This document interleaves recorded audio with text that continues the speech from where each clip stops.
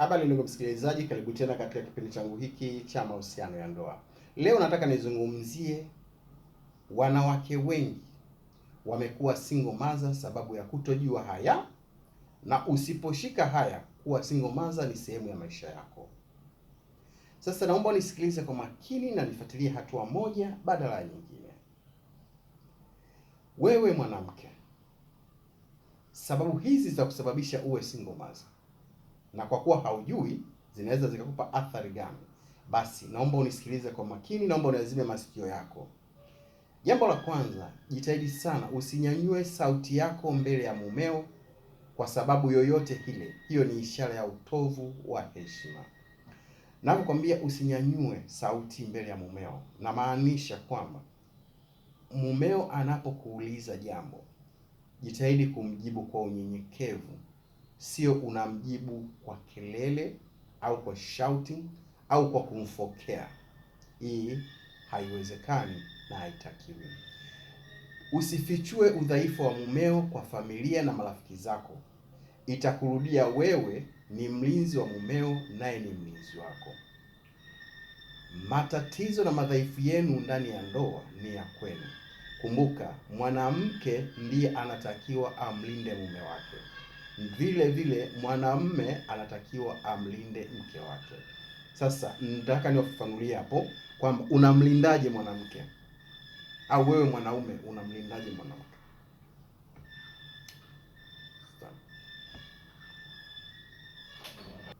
Usitumie mihemko yako hasi kuwasiliana na mume wako.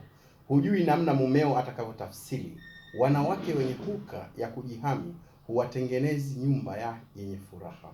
Yaani wewe kama mwanamke ukiwa na hali fulani ya mihemko, huwezi kutengeneza familia yenye furaha wala nyumba yako ikawa na furaha. Hili linakuwa gumu. Yaani usitumie mihemko yako kwa kuwasiliana na mumeo. Yaani una mhemko alafu bado unawasiliana na mume wako. Hili halitaenda kukuletea faida yoyote, kwa sababu hautajenga furaha ndani ya nyumba. Usimlinganishe mumeo na wanaume wengine. Hujui maisha yao halisi yaliyo kibomoa hadhi yake. Upendo wake kwako utashuka. Usipende au usimlinganishe mume wako na wanaume wengine, kwamba mume fulani, mbona fulani kafanya hivyo, fulani anafanya hivi kwa mke wake, fulani anafanya hivi kwa bwana wake. Vitu kama hivyo ni vibaya, unamsababisha mume wako kushuka hadhi. Usiwatendee vibaya marafiki wa mumeo kwa sababu huwapendi. Mtu anayetakiwa kuwa wa kwanza kujitenga nao ni mume wako. Wewe usije ukawachukia rafiki zake mume wako eti kwa sababu ana marafiki zake. Isipokuwa wewe ni kukaa na mume wako na kuanza kuongea naye taratibu, ili mume wako aanze kuepukana na lile kundi la marafiki zake. Usisahau kuwa mumeo alikuoa, yeye si mfanyakazi wako au mtu mwingine tofauti. Tekeleza majukumu yako. Kuna wanawake wengi hawajui kutekeleza majukumu yao ndani ya ndoa. Mumeo alikuoa ili wewe utekeleze majukumu yako kama mama wa familia. Sasa usichukulie kwamba mumeo kukuoa wewe basi awe mfanyakazi wako au mtu mwingine tofauti. Wewe tekeleza wajibu wako. Usimpe mtu mwingine fursa ya kumhudumia mumeo. Watu wanaweza kufanya mambo mengine, lakini huduma za mumeo ni jukumu lako wewe mwenyewe. Usipende kumpa mtu jukumu lako alifanye. Wakina mama wengi siku hizi mna tabia kwamba kazi nyingi za mumeo unataka mfanyakazi wako azifanye. Hiyo si sawa. Usimruhusu mtu mwingine kufanya kazi za mumeo, aidha kufua nguo, kutandika kitanda au kwenda kufagia chumbani kwako au kumtengea chakula mume wako. Usisubutu kufanya jambo hilo. Usimlamu mumeo akija nyumbani mikono mitupu. Badala yake mpe nguvu, muhamasishe na kumsajilisha, kwani si kila siku anaweza kupata pesa. Siku nyingine anarudi nyumbani hana kitu. Basi wewe sio kwamba amerudi hana kitu unaanza kukasirika, unaanza kumfokea, unaanza kununa. Hiyo hapana, haitakiwi. Usiwe mke mwenye matumizi ya hovyo. Jasho la mume wako halitakiwi kutumiwa hovyo. Kuwa mpangaji bora matumizi yako, hata kwa kipato kidogo atakachokuwa nacho mume wako. Usijifanye kuwa mgonjwa kwa lengo la kumnyima tendo la ndoa. Mpe kwa namna apendavyo. Tendo la ndoa ni muhimu sana kwa wanaume. Ukiendelea kumnyima, haitachukua muda mrefu kabla ya mwanamke mwingine hajatimiza jukumu hilo. Hakuna mwanamume anayeweza kustahimili kukosa tendo la ndoa kwa muda mrefu. Kumbuka kuwa muhimili wa ndoa yako unategemea zaidi katika tendo la ndoa. Tendo la ndoa ni wajibu wako kumpa mumeo. Kuna visa vingi tunavipata hasa kutoka kwa wanawake walioolewa. Wengi wao huwa wanasema kwamba mimi mume wangu akinisumbua wala simpi tendo la ndoa, na wiki hii atanikoma, wiki nzima mimi simpi. Basi ya kila siku atasema tu anaumwa. Hebu fikiria, unamnyima mume wako wiki nzima tendo la ndoa. Huko nje kuna watu wanamtaka mume wako vizuri sana, muda wote, wakati wote wanamlilia. Wewe unamnyima tendo la ndoa, chakula unampa, tendo la ndoa afanye wapi? Kuwa makini sana hapo kwenye hiko kipengele cha tendo la ndoa. Tendo la ndoa ni kiunganishi ndani ya ndoa. Tendo la ndoa ni sawa sawa na unapopika chakula ukashindwa kuweka chumvi. Mwingine akiweka chumvi utapenda chakula chake na chakula chako hautakipenda tena. Usimlazimishe mumeo na mwanaume wako wa zamani kitandani ukifanya hivyo. Usimlinganishe mumeo na mwanamume wako wa zamani mkiwa kitandani mkifanya tendo la ndoa. Ukifanya hivyo, nyumba yako inaweza kupata mtikisiko wa aina yake. Yafanye ya kale kuwa kama hayakuwepo ili kuboresha ndoa yako. Usijibishane na mume wako hadharani, hilo litashusha hadhi na heshima yako. Hitaji namba moja la mwanaume ni heshima na utii wako kwake, na si maneno ya kiburi, kejeli na fitna. Usimpe changamoto mumeo mbele ya watoto. Wanawake wenye busara hawafanyi hivyo. Usisahau kumwandaa mume wako na kuhakikisha kuwa yuko maridadi kabla hajatoka nyumbani kuelekea kwenye mizunguko yake mingine. Usiruhusu marafiki zako kuwa karibu mno na mume wako. Usiwe na haraka unapokuwa bafuni na kwenye dressing table.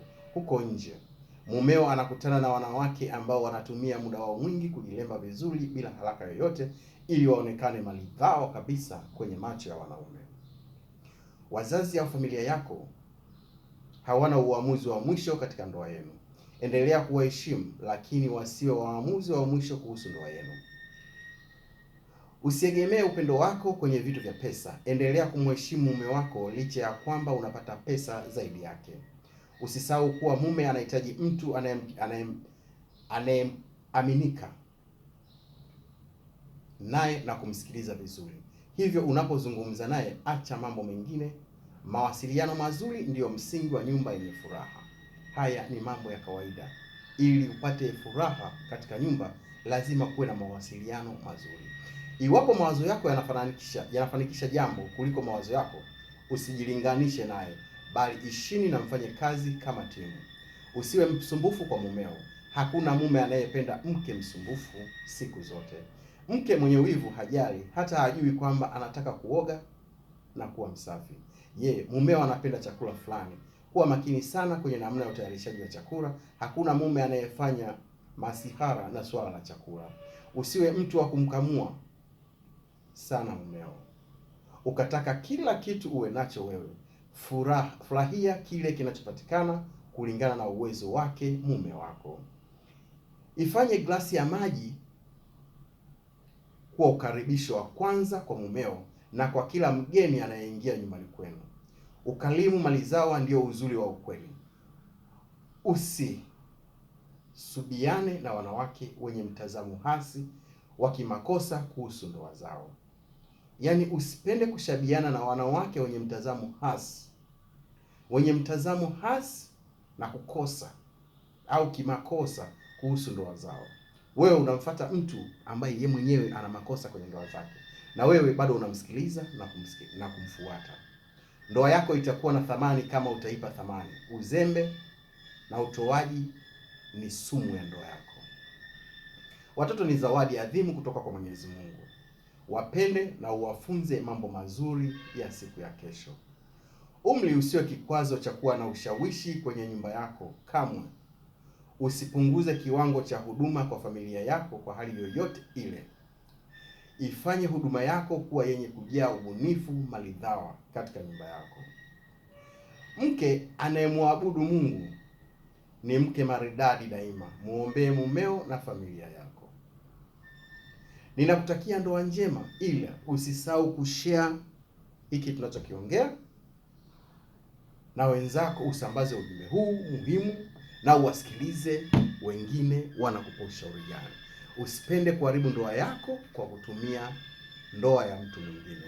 Basi kwa leo naomba niishie hapo, ila usisahau kusubscribe page yangu ili uweze kujifunza zaidi. Weka comment, weka mawazo yako, weka maoni yako. Nipo kwa ajili ya kukusikiliza, nipo kwa ajili ya kukuelimisha. Lengo na nia ni kupata ushauri au kuelekezana kuhusiana na masuala ya ndoa ili tuweze kwenda salama kabisa katika mitazamo yetu ya ndoa zetu. Asante, karibuni tena.